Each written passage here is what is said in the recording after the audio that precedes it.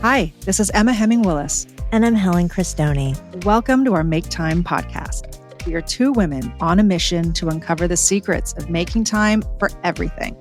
From work and relationships to our brain, body, and beauty, we'll explore it all and share it with all of you. We interview experts so we can discover more practical tips to make time so we have more time for our family, friends, and ourselves. So join us as we chat with incredible guests who share their expertise on all the ways we can learn to make time, especially for you. Okay, it's time to make time.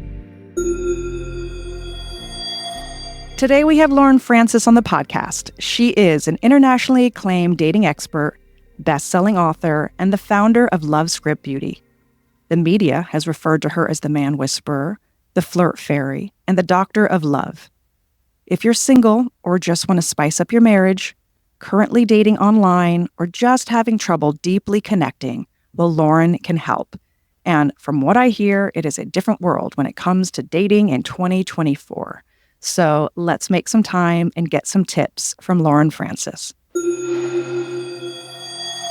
I am so excited to welcome my really great friend, Lauren Francis, to the Make Time podcast today. Lauren is an entrepreneur. She is a love coach. She's an author. And Lauren, thank you so much for joining the Make Time podcast. I'm so excited to have you. Thank you so much for making time for me. Yeah. So, Lauren, I know that you do so many fantastic things, but tell me, what is the most important thing you're making time for and why? I love making time for people. That's really what I love making time for, and having heart-centered, authentic connections with my hot, hunky man and the people that aren't in my life, and also my clients. I get so moved. I just did a seminar where women flew in from around the world, and just I love creating space and containers for people to have intimate, authentic, loving communication. So, you were talking about how you make time for people to have intimate connection.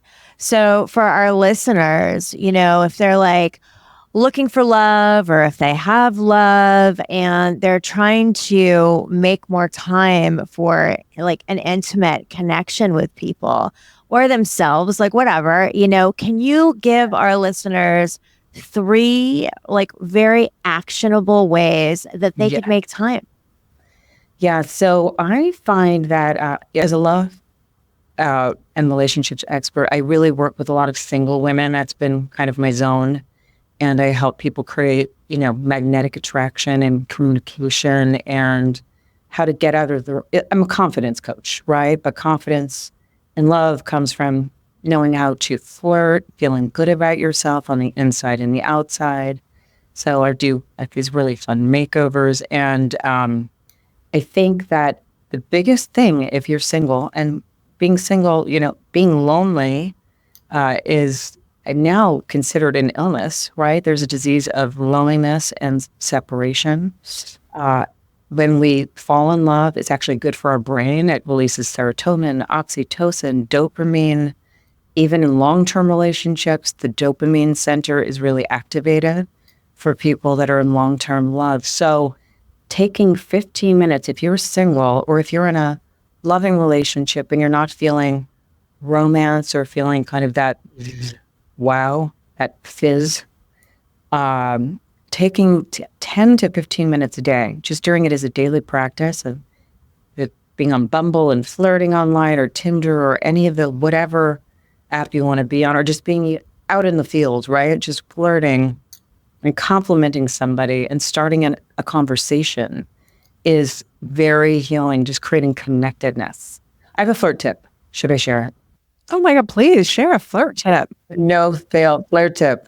Okay, I call it the magical phrase, nice tie, nice tie. So it's very uncomfortable if you're a woman walking around the world, right? It's flirt tip, before online dating, you used to have to go into the field and just kill it, right? You just had to talk to people with, so if you just look at something a person is wearing or doing, look at something they're wearing, something they do, cute poodle, right?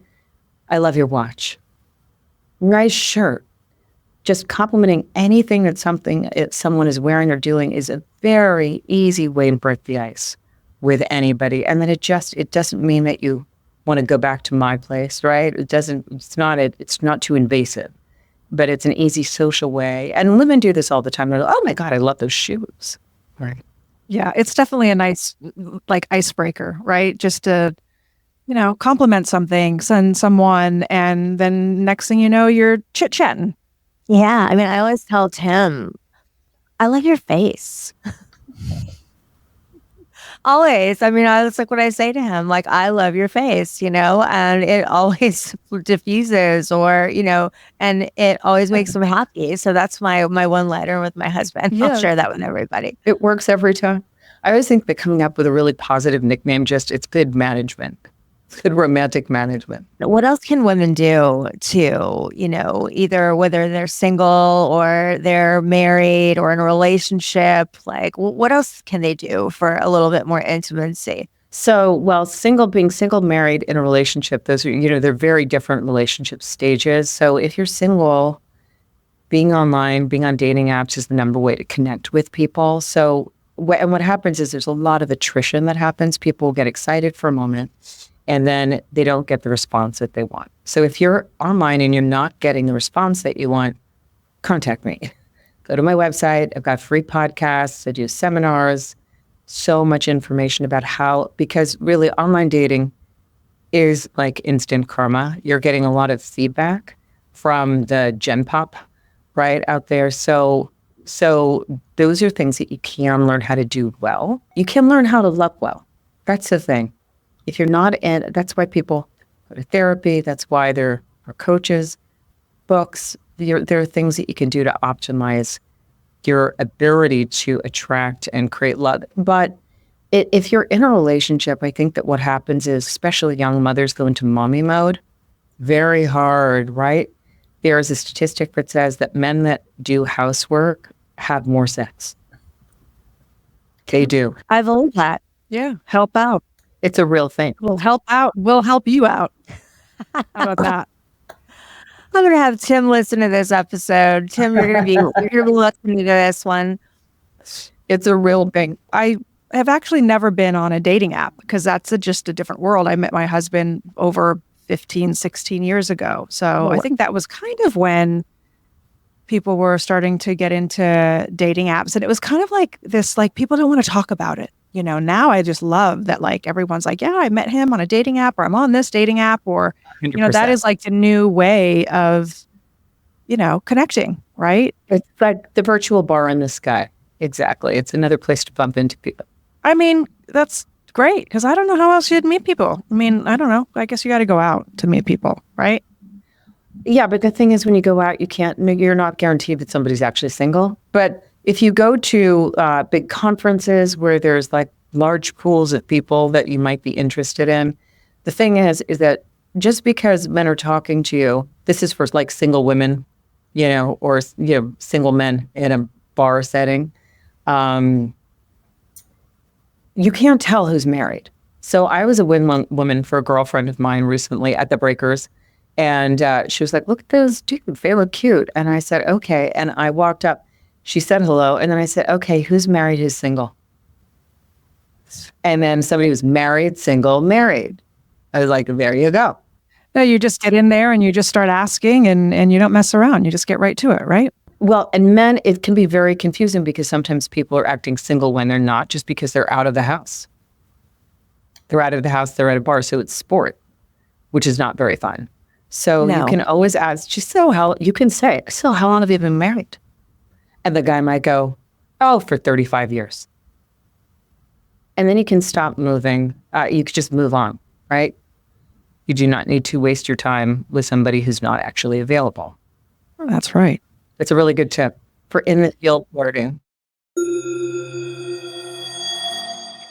Ladies, we want to invite you to join our Make Time movement to prioritize your brain health. The Make Time community empowers women to focus on making time for themselves and will provide you the tools and resources you need for your brain, body, and beauty in that order. Your brain is your most valuable asset, and it's time we all treat it that way. Join us at maketimewellness.com.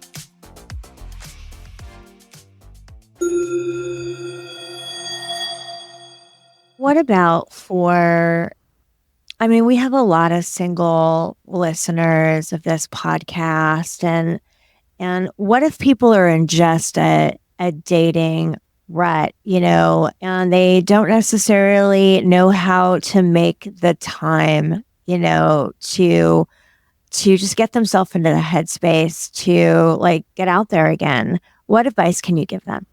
Okay. So I have promotion. We're called Dating, Mating, and Manhandling, the Ornithological Guide to Men. I wrote this many years ago. This is a new edition. It's in 8 languages, and it will help you learn how to kind of put one little foot forward and restart your love life. But if you're in a dating rut, which I call people, sometimes you're on the critical list. There are dating anorexics. There are people who, have romantic OCD. They cannot focus on any one suitor. A lot of people are not great at dating. This is just the truth. Helen and Emma, not you. You were great. You found your beloveds, right? But a lot of people are just not great at dating. And even people that are beautifully married, sometimes they weren't great at dating. They found their right person.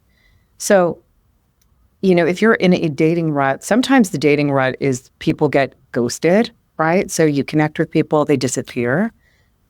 This is a really important thing to know is that, and I always tell, I'm an online dating safety expert also. I think it's really important for women to get a burner number.